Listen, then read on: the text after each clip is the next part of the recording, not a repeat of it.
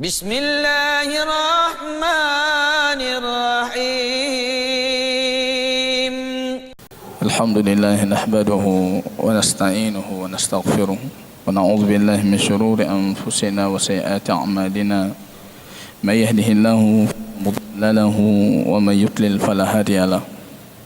Asyhadu an la ilaha illallah wahdahu la syarika lahu wa asyhadu anna Muhammadan 'abduhu wa rasuluh wa safiyuhu min khalqihi wa khaliluh Muhammadin sallallahu alaihi wasallam wa ala alihi wa sahbihi al-kiram.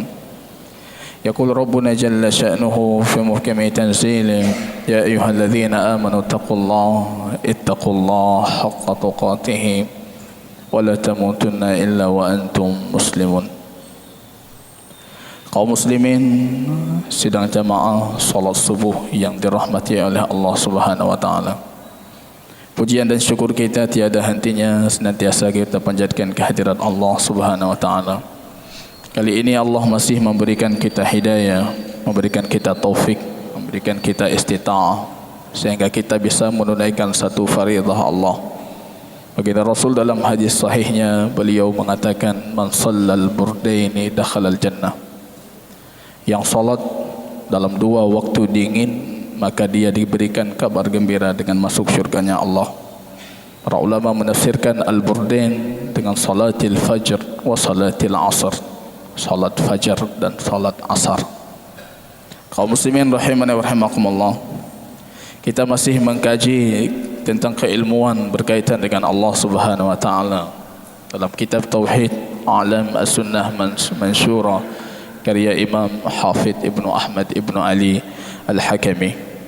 Kaum muslimin yang berbahagia, kalau saya ingin coba menyimpulkan beberapa pertanyaan sebelumnya dan pertanyaan ke-8 yang akan kita pelajari kali ini, kita dapatkan beliau setidaknya sudah menyempurnakan kepada kita konsep dari surat Al-Fatihah itu sendiri.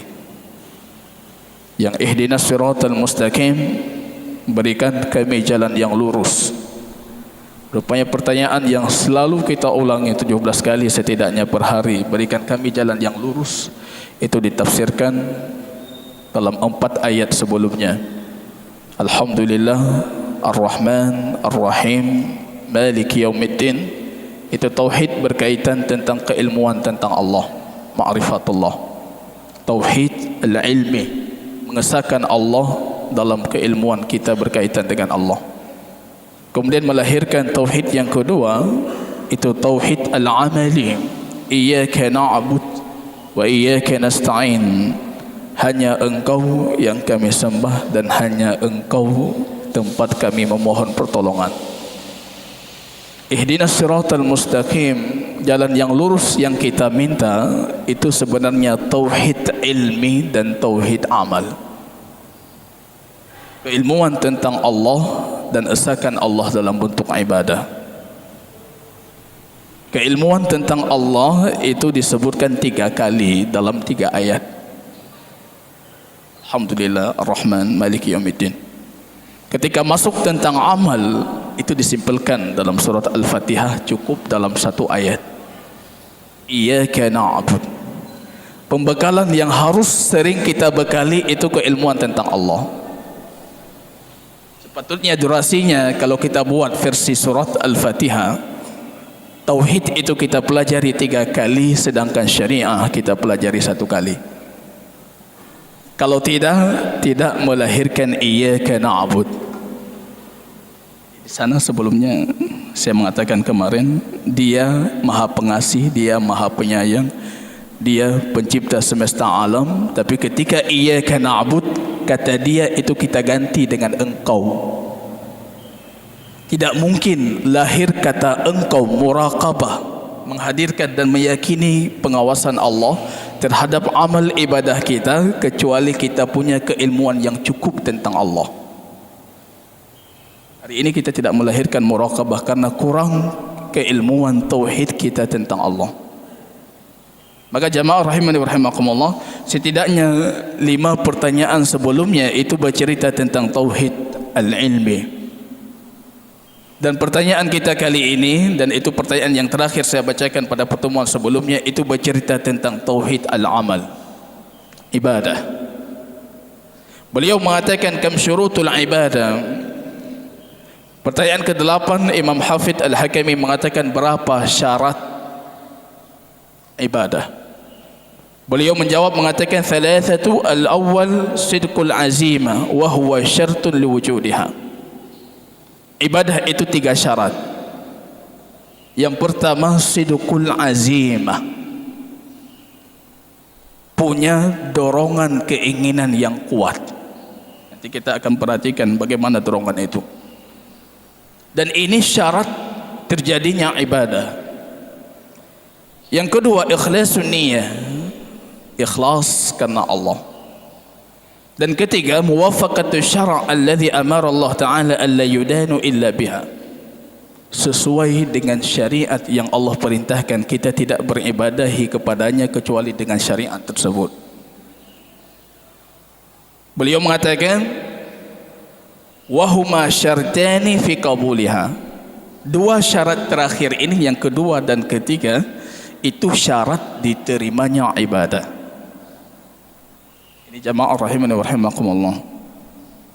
Dalam Ma'arijul Qabul, pengarang kitab kita Hafidh Ibnu Ahmad Al-Hakami punya kitab lain 3 jilid besar bernama Ma'arijul Qabul ila Sulamil Wusul. Itu bentuk kitabnya abiyat syairiyah, bait-bait syair yang beliau syarahkan kembali ketika diminta untuk disyarahkan. Punya kitab Sulamul Wusul, abiyat bait syair tentang tauhid, kemudian beliau jelaskan karena murid-muridnya meminta penjelasan dari beliau, beliau menulis dalam bentuk kitab Ma'arijul Qabul. Menariknya kitab Ma'arijul Qabul itu susunannya berbeda dengan susunan kitab yang kita pelajari ini, A'lam Sunnah Mansyurah. Di sana beliau mengatakan sidqul azimah, keinginan kuat ini kalau tidak hadir melahirkan taswif wa tamanni. Kalau ini kita tidak punya, maka yang melahirkan pada kita itu taswif dan angan-angan saja. Jadi kita akan mengatakan nanti kita ibadah, nanti kita ibadah. Ini bermasalah dengan sidqul azimah. Beliau melanjutkan yang kedua itu ikhlas. Ketika ikhlas bermasalah, maka melahirkan asyirku al-khafi wa syirkul akbar atau syirkul asghar, syirik yang tersembunyi, syirik kecil atau syirik besar. Yang ketiga tidak terpenuhi muwafaqatus syara', sesuai dengan petunjuk baginda Rasul, itu melahirkan kebid'ahan. Kita perhatikan, kalau 3 tidak terpenuhi, ibadah tidak diterima. Penyakit hari ini, kata beliau dalam Ma'arijul Qabul, ada yang punya ikhlas, punya tuntunan baginda Rasul, tapi tidak punya sidqul azimah. Itu penyakit kita. Ilmu luar biasa, mutaba'ah baginda Rasul luar biasa, penguasaan terhadap dalil luar biasa, ikhlas luar biasa, tapi sidqul azimah tidak punya. Tidak pernah melahirkan ibadah. Karena itu syarat adanya ibadah. Ada penyakit orang selain kita misalnya, sidqul azimah, semangat beribadah luar biasa, ikhlas luar biasa, tidak perlu kita gugat dan kita ragukan lagi. Tapi tiba-tiba yang tidak ada itu, yang tidak ada muwafaqat Rasul, sesuai dengan Rasul, tidak diterima. 3. Beliau mengatakan ma huwa sidqul azimah. Kalau demikian, pertanyaan yang ke-9, apa itu sidqul azimah? Sidqul azimah, al-azm dalam bahasa Arab, itu tingkatan tertinggi daripada iradah, keinginan. Saya tiba-tiba melihat sesuatu kemudian terfikir, itu dalam bahasa Arab namanya hasyis. Terfikir, saya lihat yang lain, yang saya pikirkan tadi hilang, itu hasyis. Saya lihat bangunan, terfikirkan insya Allah ke depan saya bangun bangunan demikian, tiba-tiba saya lihat bangunan lain yang tadi hilang, itu hasyis, keinginan, tapi keinginan tingkatnya terendah. Allah tidak menghukumi kita. Tiba-tiba punya keinginan berbuat maksiat, tiba-tiba hilang. Allah tidak menghukumi. Hasyus. Ketika keinginan tadi terfikirkan di dalam hati dan sedikit saya bawa, saya berlalu, saya masih memikirkan, kira-kira kaji tak pegak target tak bangun bangunan tadi, ini muncul khawatir. Jadi ada khawatir. Ini juga Allah tidak menghisap. Allah tidak akan membebani kita terhadap apa yang terfikirkan dalam hati. Ketika ini makin terfikirkan, mau melakukan 50%, tidak melakukan 50%, ini tingkatnya naik menjadi hadisun nafs. Ini pembicaraan hati. Di awal Islam, para sahabat dihisab. Wa in tubdu ma fi anfusikum aw tukhfuhu yuhasibukum bihillah. Yang kalian simpan dan yang kalian nampakkan, yang kalian simpan dalam hati itu akan dihisab. Semua para sahabat takut. Yang kalian simpan dalam hati akan dihisab. Wallahi, kalau sekiranya Allah nampakkan apa yang kita simpan dalam hati, tidak ada seorang pun di antara kita yang berani menuju masjid pagi ini. Allah nampakkan. Turun ayat ini, wa in tubdu ma fi anfusikum, yang kalian perhatikan, yang kalian nampakkan apa yang kalian simpan di hati kalian, au tukhfu, atau kalian simpan di hati kalian, yuhasibkum, Allah akan menghisap kalian. Ini para sahabat datang kepada baginda Rasul, datang mengatakan, ya Rasulullah, wa man ya'man min hadha, ayat ini siapa yang paling aman, siapa yang mendapatkan keamanan? Kemudian turun firman Allah, diberikan keruksahan, kita cuma dihisap apa yang keluar dari mulut kita, tidak dihisap apa yang tersimpan di dalam hati. Maka muncul hadis baginda Rasul tentang sidqul azimah. Man hamma bihasanatin, siapa yang punya ham. Jadi hadisun nafs tidak dihisap. Ketika keinginan tadi naik satu tingkat, dia jadi ham. Ini dalam bahasa Arab. Ham kalau buruk tidak dihisap, kalau baik dihisap. Kalau paham ini, anda cukup beribadah tanpa beramal. Ham. Falam ya'malha, punya ham, kata baginda Rasul. Keinginannya kuat, melakukan itu lebih kuat dibandingkan tidak melakukan. Kemudian dia tidak melakukan, Allah tetapkan untuknya satu kebaikan. Yang musibah kita hari ini, keinginan untuk kebaikan itu tidak hadir. Keinginan saja, Pak. Hadis Imam Abu Darda, ada yang mau tidur, ketika dia mau tidur, dia punya ham, keinginan nanti akan bangun salat malam. Faghalabathu ainahu, rupanya ketika tidur matanya mengalahkan keinginannya. Kataballahu lahu qiyamul lailah, Allah menetapkan untuknya pahala qiyamul lail. Ada tadi malam, Pak, salat enggak, tapi pahalanya dapat. Yang parahnya, salat ada, pahala enggak dapat. Yang lebih parah lagi, salat tidak ada, pahala tidak dapat. Untuk membangkitkan keinginan saja kita tidak mampu. Ini abdun dhaif, hamba yang paling lemah kondisi keimanan. Ini ham.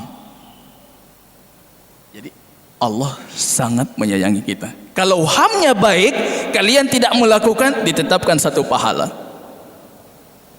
Hamnya baik, kalian melakukan, kutibat lahu hasanah wal hasanah bi asyra amsalihha, dikali jadi 10 kali lipatan. Dalam hadis, dikali jadi 10 kali lipatan. Setiap satu lipatan dari 10 dikali 70 lipatan, akhirnya menjadi 700 lipatan. Dalam hadis Syekh Albani, kadang-kadang beliau menghasankannya, itu dikali lipat sampai 70.000 lipatan satu kebaikan. Jadi kalau punya ham, keinginan saja, itu sudah dapat asal pahala, dasar daripada pahala. Kalau buruk, man hamma bi sayyi'ah, punya keinginan melakukan keburukan, falam ya'malha, dia tidak melakukan, Allah tidak menetapkan. Kondisi paling celaka, kata Abdullah ibnu Mas'ud, orang yang besok di hari kiamat ketika amalnya ditimbang, rupanya yang satu ini lebih berat dibandingkan yang 10. Kebaikan dikali 10, keburukan tetap satu. Ketika ditimbang, rupanya yang satu lebih berat dibandingkan 10. Asqan nas wa syirarun nas, ini seburuk-buruk makhluk. Sudah dikali 10 masih bisa dikalahkan dengan yang satu. Belum lagi yang 10 itu bisa dikali sampai 700 sampai 70 ribu. Tapi kalah dengan yang satu. Ini asqan nas, seburuk-buruk manusia. Ini Ham. Jadi kalau kita berbicara tentang surat Yusuf, Allah menuturkan wahammad bihi wahamma biha. Jadi Bu Yusuf itu bukan cuma berfikir ingin berzina, tapi punya keinginan menggebu untuk berzina. Ini penting. Allah selamatkan Yusuf. Wa kana minal mukhlasin, dia termasuk orang yang ikhlas. Jadi kalau kita ikhlas di tempat lain, rupanya ketika jatuh kemaksiatan Allah selamatkan. Ini Ham. Tingkatnya lebih kuat untuk melakukan dibandingkan tidak melakukan. Jadi yang dapat pahala itu Ham. Bukan cuma ingin saya mau salat malam, saya mau untuk ini. Tapi Ham. Rasulullah sifatkan dalam satu hadis, wa innamal abdu li arba'ah, hamba itu cuma 4. Abdun razaqahullahu ilman wa malan, hamba Allah karuniakan kepadanya ilmu, Allah karuniakan kepadanya amal. Wa arafa bihi haqqallah, dan dia tahu haknya Allah, ditunaikan hartanya, ditunaikan ilmunya. Afdal manazil, ini kedudukan terbaik di sisi Allah. Hamba yang kedua itu razaqallahu ilman wa lam yarzuqhu malan, diberikan ilmu tapi tidak diberikan amal, diberikan harta. Wa huwa sadiqun niyah, ini yang paling penting sekali nih. Ibadah kita dalam kondisi duduk tapi kita tercatat pahala kebaikan. Kita dalam kondisi tidur tapi pahala kita sama seperti orang melakukan qiyamul lail. Wa inna bil Madinah larijalan, kata baginda Rasul ketika keluar perang Tabuk, di Madinah itu ada orang-orang yang kalian setiap menempuh perjalanan pahala Allah tetapkan untuk mereka yang sedang berada di Madinah. Barangkali mereka dalam kondisi ketiduran di kota baginda Rasul, tapi pahala kalian jihad ini ditetapkan untuk mereka. Itu sadiqun niyah. Jadi ada hamba-hamba yang punya keinginan jujur, punya motivasi ibadah yang jujur kepada Allah. Sadiqun niyah. Yang kedua, hamba ini sadiqun niyah, dia punya ilmu. Maka selalu penting itu ilmu.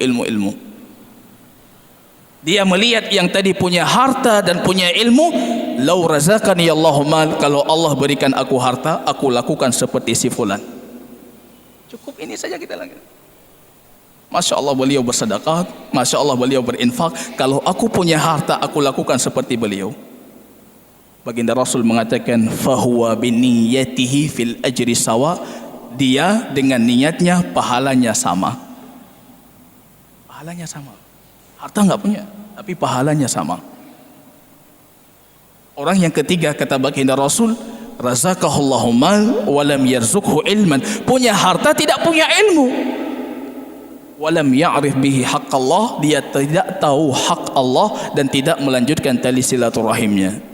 Harta menjadikan dia memotong tali silaturahim. Ini orang buruk kata baginda Rasul. Yang lebih buruk lagi, orang tidak punya harta, tidak punya ilmu, dan dia mengatakan kalau aku punya harta aku lakukan seperti si fulan. Ini lebih buruk lagi.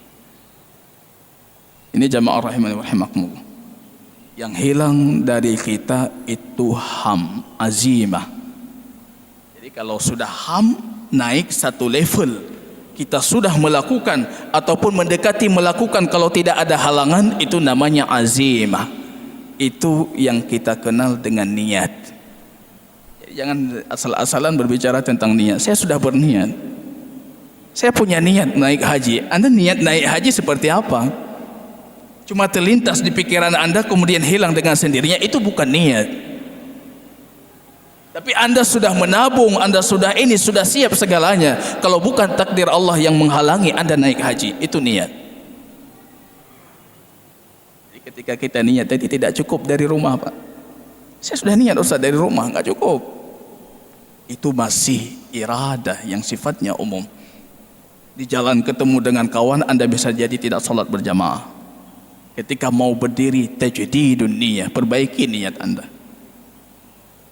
Karena itu sifatnya azim. Ini yang hilang dari kita. Ruh ini tidak dapat lagi dari kubu kaum muslimin, ham dan keinginan melakukan kebaikan. Lihat dulu para sahabat. Hadis dahaba ahlu dusur bil ujur. Datang orang-orang fuqara dari muhajirin. Dalam satu riwayat disebutkan salah satu yang datang itu Abu Bakar. Riwayat yang lain disebutkan salah satu yang datang itu Abu Darda.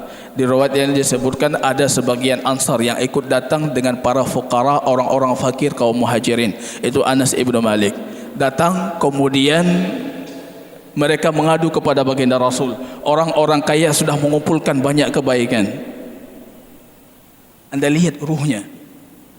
Mereka yang kaya mengumpulkan banyak kebaikan. Nusallun kama yusallun. Mereka salat, kami salat. Mereka puasa, kami puasa. Tapi mereka punya satu yang tidak bisa kami lakukan. Yatasaddaquna bi fuduli amwalihim. Punya harta mereka sedekah, kami tidak punya harta. Lihat ruh munafasahnya. Rasul mengatakan, alam yaj'al lakum ma tasaddaquna bihi, bukankah Allah sudah menjadikan untuk kalian apa yang bisa kalian sedekahkan? Wa kullu tasbih sedekah, subhanallah, alhamdulillah sedekah, amar bil ma'ruf sedekah, mencegah kemungkaran sedekah, menghindarkan duri yang berada di tengah jalan itu juga sedekah. Rupanya tiba-tiba yang kaya tadi pun tahu hadis ini. Mereka mengamalkan sama seperti orang-orang miskin. Yang miskin datang lagi dalam kondisi menangis. Rasulullah, engkau ajarkan untuk kami. Rupanya mereka ahli dusur yang kaya saja sudah tahu. Mereka mengamalkan seperti kami. Baginda Rasul coba mengomentari dengan senyuman mengatakan, dzalika fadlullah yu'tihi may yasha. Itu karunia Allah yang Allah berikan kepada siapa yang Dia kehendaki. Ada ruh munafasah. Umar mengatakan, tidak pernah sekalipun aku mengalahkan Abu Bakar dalam kebaikan. Tiba-tiba hari ini aku kalahkan. Datang Umar dengan setengah hartanya. Wa ma tarakta li ahlika ya Umar, apa yang kau tinggalkan untuk keluargamu? Setengahnya wahai baginda Rasul. Datang Abu Bakar menyerahkan segalanya. Wa ma tarakta li ahlik, apa yang engkau tinggalkan? Allah dan Rasulnya. Abu Bakar tajir, dermawan, hijrah, tidak ada sedikit pun, sedirham pun yang beliau tinggalkan untuk keluarga. Bapaknya Abu Quhafah datang ke rumah Abu Bakar ketika beliau sudah hijrah, bertanya kepada anaknya Asma, apa yang ditinggalkan oleh orang tua kalian? Ini ditinggalkan. Rupanya bapaknya matanya sudah rabun. Asma mengambil tangannya, meletakkan di tempat bebatuan-bebatuan. Jadi anak batai kagak bersapa oleh Asma. Diletakkan tangannya, Abu Quhafah meyakini ini dirham. Alhamdulillah, orang tua kalian tidak melupakan kalian. Pergi. Rupanya tidak ada sedikit pun. Semuanya dibawa untuk Allah dan Rasulnya. Ada ruh. Ketika perang Tabuk, baginda Rasul mengatakan, man jahaza hadzal jaysh dakhala al-jannah. Siapa yang mempersiapkan pasukan ini maka masuk syurga. Utsman hadir. 100 ekor unta siap dengan segala perbekalan logistik di atasnya. Siapa lagi? Oh, Utsman kembali hadir. 200, 300. Beliau menambahkan dengan 100 dinar. Anda hitung sendiri berapa 1 dinar. Hadir. Bahkan yang paling fakir punya roh untuk melakukan kebaikan, cuma membawa 1 sa' gandum. 1 sa'. Jadi orang munafik ini, kapanpun, dimanapun, munafik tidak pernah hilang. Melihat yang banyak bersedekah, mereka mengatakan, hadza la yubtagha bihi wajhullah. Ini tidak diinginkan wajah Allah. Pasti riya. Melihat yang paling sedikit, yang membawa 1 sa' gandum, Allahu ghaniyun an hadza sa'. Allah maha kaya dibandingkan untuk mengambil dari 1 sa' ini. Orang munafik kriterianya 1, kata para ulama. Setiap apapun dilakukan oleh kaum muslimin pasti disalahkan. Itu munafik. Kita buat ini salah, kita buat sebaliknya justru salah. Munafik. Allah gani, tidak butuh itu sa' untuk apa sa'. Yang ingin saya katakan jemaah, punya roh. Lihat para ulama bagaimana roh mereka dalam beribadah. Umar mengatakan, kuntu atanawabu ma'ajari ila majlis Rasul. Aku setiap bermajlis kepada baginda Rasul, aku punya jadwal dengan tetanggaku untuk silih berganti kami menghadiri kajian baginda Rasul. Siapa di antara kita melakukan demikian? Kalau saya tidak hadir, Anda hadir. Saya mencari rezeki. Besok Anda mencari rezeki, saya yang hadir. Ketika saya pulang, saya ajarkan Anda. Ketika Anda pulang, Anda ajarkan saya. Umar ibn Khattab. Ada 24. Kita tidak hadir biasa saja. Yang sudah hadir masih merasa kecewa. Umar mengatakan, aku bergantian karena aku mencari rezeki, kawanku menghadiri majlis baginda Rasul dan dia tidak mencari rezeki. Pulang, dia mengabarkan kepadaku apa yang Allah turunkan kepada baginda Rasul. Besok aku yang berangkat ke majlis baginda Rasul, dia mencari rezeki. Saya pulang, saya kabarkan kepada dia apa yang diturunkan kepada baginda Rasul. Ruh kebaikan itu hilang sekarang. Ibnu Qudamah menceritakan tentang Imam Taqiyuddin Al-Maqdisi, pengarang kitab Umdatul Ahkam. Beliau mengatakan, kami selama proses pembelajaran kami selalu berlomba-lomba melakukan kebaikan, dan Imam Taqiyuddin selalu mengalahkanku dalam kebaikan. Jadi ada sabiquna, tasabaqul khairat, wasari'u ila maghfiratikum, bersegera. Itu sidqul azimah. Beliau mengatakan, huwa tarkut takasul wa tawani wa badlul juhud. Sidqul azimah itu meninggalkan rasa kemalasan, watamani, dan meninggalkan rasa angan-angan. Jangan nanti tobatnya nanti insya-Allah. Nanti kesempatan yang tepat insya-Allah kita qiyamul lail, sekarang belum tepat. Nanti ketika kita punya kesempatan insya-Allah saya berhaji, sekarang belum waktu tepat untuk berhaji. Ini takasul dan amani, membuat angan-angan. Kalau anda punya jaminan untuk hari esok, buat angan-angan. Kalau tidak punya jaminan, jangan. Memang pintu taubat Allah buka. Pintu masyrik, dari masyrik sampai maghrib, itu pintu yang sangat luas. Para ulama sepakat itu bukan cuma pintu kiasan, tapi itu pintu hakiki, pintu taubat. Dan Allah tutup besok ketika kiamat terjadi. Tapi setiap kita punya kiamat kecil yang kita tidak tahu kapan akan terjadi. Kita punya kiamat kecil. Saya tidak tahu kapan terjadi dan anda tidak tahu kapan terjadi. Sari, bersegera. Tarkul amani, al-iman laysa bil amani. Iman itu bukan angan-angan, kata baginda Rasul. Jangan cuma berangan-angan, dan itu tidak menjadikan kita beriman. Wa badlul juhud, berikan semua etos yang kita miliki, kekuatan kita untuk ibadah, tenaga pikiran kita untuk ibadah. Wa badlul juhdu wal jahad. Jadi kalau juhud itu tenaga fisik, kalau jahad itu tenaga pikiran. Berikan semuanya untuk ibadah. Ayyasduku qawluhu fi'lahu, supaya perbuatannya itu membenarkan ucapannya. Ini musibah untuk kami para da'i. Ucapan kadangkala tidak sesuai dengan perbuatan. Dan musibah untuk kita para muta'allimin yang sudah mempelajari. Mbak Yugop tentang sunnah luar biasa. Sunnah. Ketika memerangi bid'ah luar biasa. Tapi ketika kita tanyakan sunnah sederhana sekali. Al-witir yang tidak pernah ditinggalkan oleh orang saleh. Baginda Rasul merumpamakan itu sebagai da'bus salihin, jejaknya orang saleh, witir.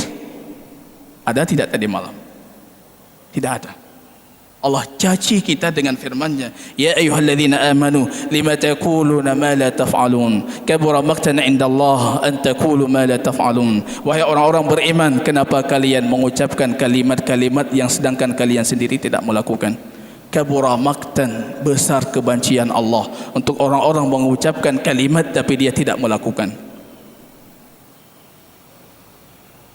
Ini sidqul azimah. Ini ada hadir ibadah. Hadir ibadah belum tentu diterima. Butuh syarat kedua, ikhlas dan mutaba'ah. Ikhlas, ikut petunjuk baginda Rasul. Kemudian beliau bertanya, ma makna ikhlasun niyah?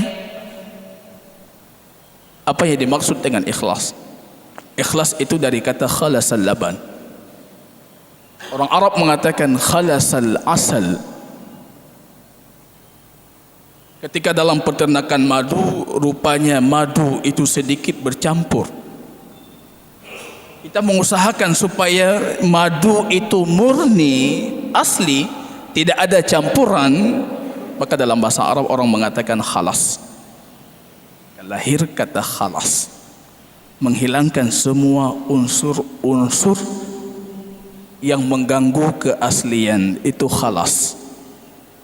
Ikhlas, tinggalkan semua unsur yang mengganggu peribadahan anda kepada Allah. Jadi Jadi itu ikhlas.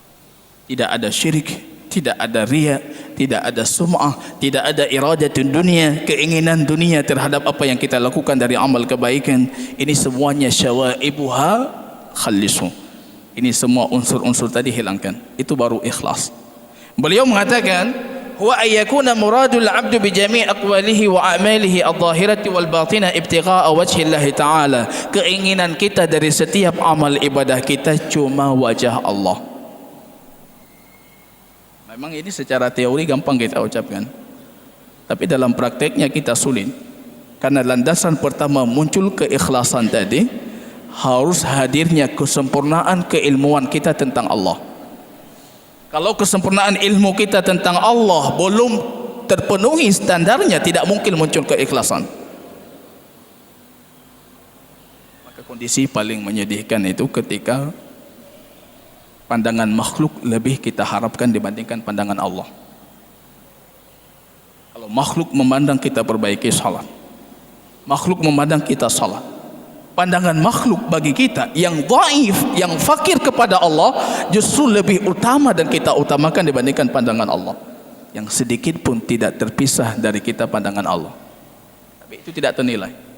Kalau hadis pertama man hamma, hadis kedua ini innamal a'malu binniyat wa innama likulli imri'in ma nawa. Setiap orang akan mendapatkan apa yang ia niatkan. Karena Allah dia dapatkan balasan dari Allah, bukan karena Allah dia tidak akan mendapatkan balasan dari Allah. Ini niat. Maka menariknya hadis ini baginda Rasul berkhutbah, mengulangi beberapa kali khutbahnya dengan innamal a'malu binniyat. Sepeninggalan baginda Rasul, Abu Bakar berkhutbah dengan hadis ini. Sepeninggalan Abu Bakar, Umar naik ke mimbar berkhutbah. Yang lebih menariknya lagi, rupanya kondisi hadis ini statusnya hadis ahad, yang perawinya sangat sedikit, cuma satu orang Umar, satu orang Alqamah, satu orang di bawahnya, satu orang, kemudian baru diriwayatkan oleh jutaan orang. Ada yang menyangka hadis ini tidak populer di kalangan para sahabat. Mereka tidak meriwayatkan bukan karena tidak populer, karena ini semuanya mengetahui. Jadi semua orang sudah tahu, untuk apa kita kasih tahu lagi tentang innamal a'malu binniyat. Maka muncul hadis ini padahal Rasul di atas mimbar, Umar di atas mimbar, Abu Bakar di atas mimbar, tapi perawinya cuma satu orang. Datang yang baru belajar ilmu hadis mengatakan ini hadis innamal a'malu binniyat, kita ragukan kesahihannya karena perawinya satu orang padahal di atas mimbar. Anda tidak tahu kondisi para sahabat. Hadis ini tidak perlu mereka diperingatkan kembali. Mereka tidak melakukan amal kecuali niat ikhlas karena Allah itu dihadirkan. Maka Imam Abdurrahman Al-Mahdi, gurunya Imam Ahmad rahimahullah, beliau mengatakan hadis ini sepatutnya kita mulai setiap aktivitas kita. Kita mulai kajian kita dengan hadis ini. Kita mulai menulis buku kita dengan hadis ini. Kita mulai aktivitas harian kita dengan hadis ini. Ikhlas. Tanyakan dulu ikhlasnya. Ikhlasnya seperti apa? Hasan Al-Basri mengatakan wa kana ahaduna in arada ay yatasaddaqa, salah satu di antara kami kalau ingin bersedekah istafta qalbahu, dia coba mencari fatwa di hatinya, dia bertanya ke hatinya, hal huwa lillah, apakah ini untuk Allah? Kalau untuk Allah amdah, dia lakukan. Kalau bukan untuk Allah, dia pending, dia tunggu supaya ini berubah menjadi untuk Allah. Ini mereka lakukan. Mau melakukan sesuatu dia bertanya dulu, saya sedekahkan, ini untuk Allah jalankan. Bukan untuk Allah, tahan dulu supaya niatnya berubah untuk Allah, baru lakukan. Jangan bukan untuk Allah, jangan lakukan. Ini semuanya nanti muncul bukan untuk Allah, Anda tidak melakukan. Ini kita beralih ke syirik khafi, syirik yang tersembunyi. Itu ketika Anda takut kepada seseorang dan menghalangi Anda untuk beribadah. Ini saya masuk masjid, ada orang melihat saya takut, tidak ikhlas, artinya saya tidak sholat. Ini syirik. Masuk masjid, ada yang melihat Anda terpuji dan Anda memperbaiki sholat Anda. Ini syirik riya, syirik asghar. Artinya apa? Masuk masjid, ada orang melihat saya takut sholat saya akan dipuji dan akan terpengaruh niat saya dengan riya. Saya pending dulu, saya tunggu. Di sini bergulat hati kita supaya kita jadikan itu ikhlas karena Allah. Ketika sudah ikhlas karena Allah, lakukan. Ini da'bu as-salafus salih, generasi terbaik umat ini. Tidak melakukan sesuatu kecuali mereka menghadirkan dan mencari fatwa dari hatinya. Ayatnya banyak beliau sebutkan di sini, wa ma umiru illa liya'budullaha mukhlishina lahuddin. Kalian tidak diperintahkan kecuali beribadah kepada Allah dalam kondisi ikhlas. Semata agama kalian itu karena Allah. Wa ma li ahadin indahu min ni'matin tujza. Kami tidak mengharap apa-apa dari seorang pun. Yang kami harap cuma dari Allah. Innama nut'imu liwajhillah la nuridu minkum jazaa'a wala syukura. Kami memberikan fakir miskin makanan ini, kami berikan kepada mereka itu cuma mengharap keridhaan Allah. Kami tidak mau ucapan terima kasih dari kalian dan balasan dari kalian. Man kana yuridu harsal akhirati nazid lahu fi harsi wa man kana yuridu harsad dunya nu'tihi minha wa ma lahu fil akhirati min nasib. Yang mencari ladang akhirat maka kami tambah untuknya balasan di akhirat. Tapi yang mencari dengan kebaikannya dunianya maka dia tidak mempunyai bagian apa-apa di hari akhirat.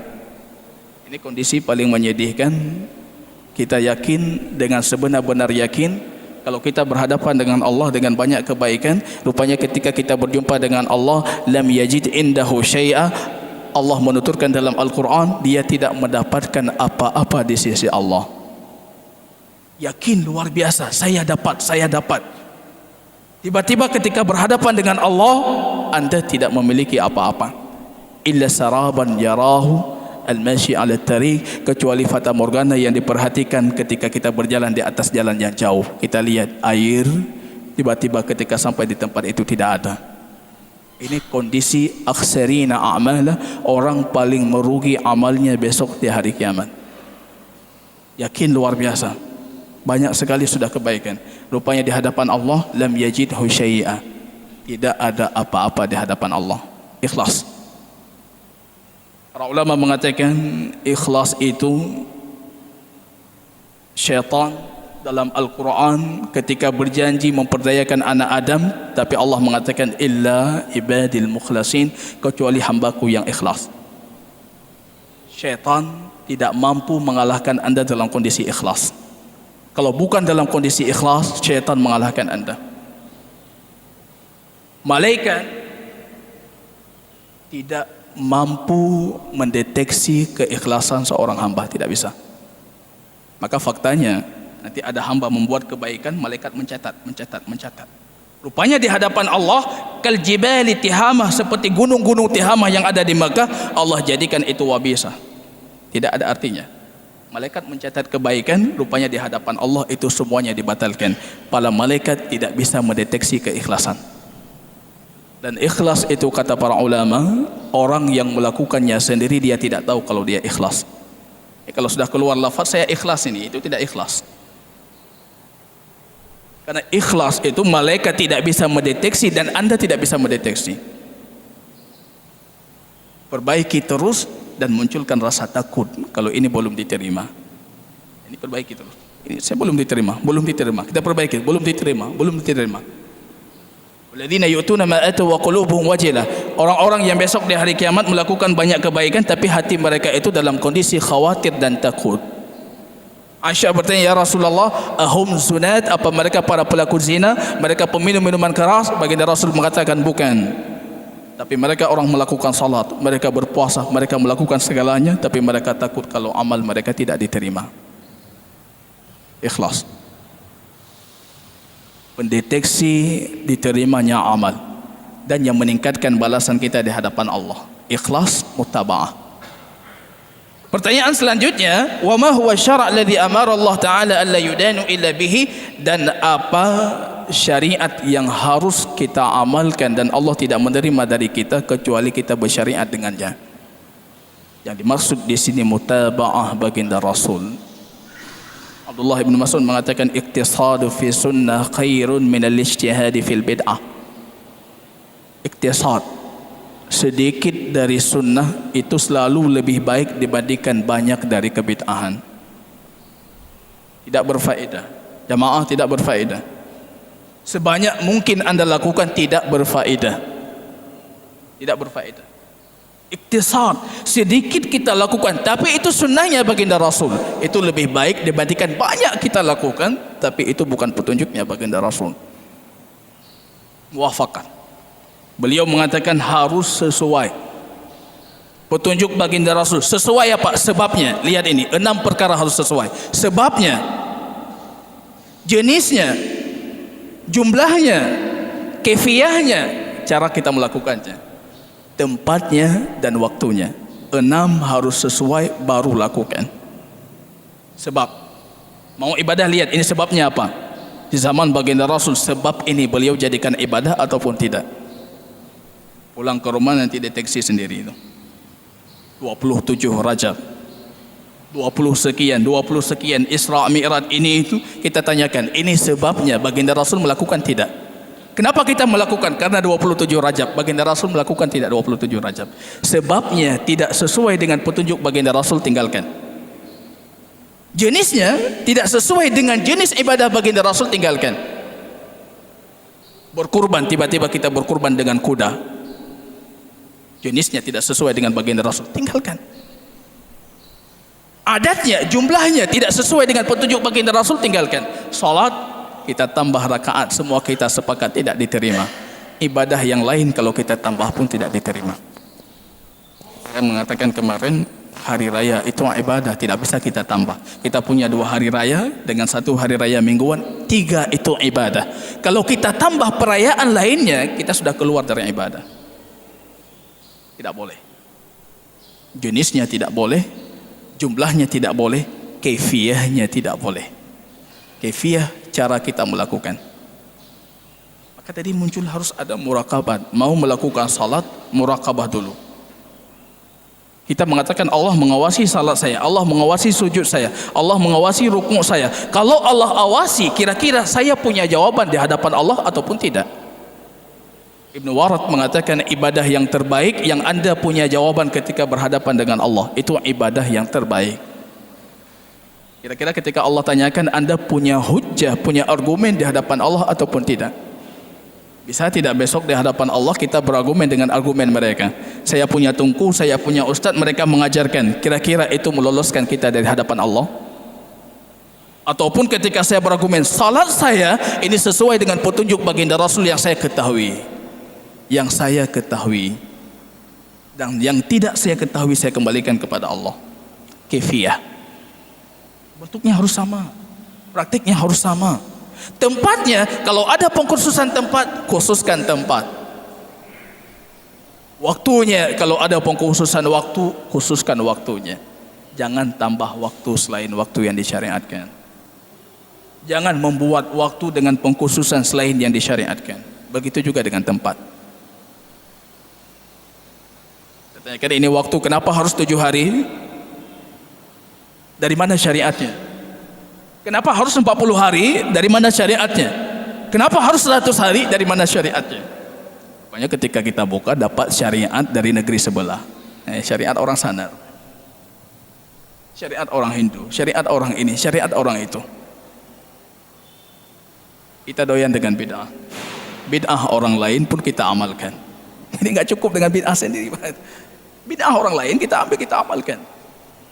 Ini 6 perkara ini, kalau sesuai syariat lakukan, kalau tidak siapkan argumen di hadapan Allah.